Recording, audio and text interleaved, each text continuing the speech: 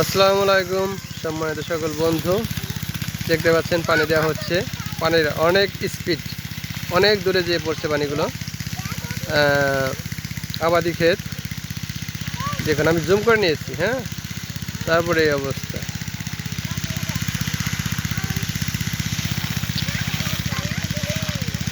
আমার ভাতিজা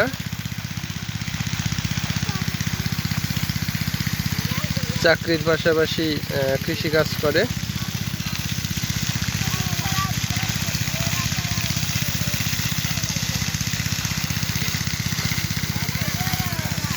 মাটিতে রস কম, পানি দেওয়া হচ্ছে এই ঘাসগুলো যেন খুব তাড়াতাড়ি বেড়ে ওঠে, তার জন্য।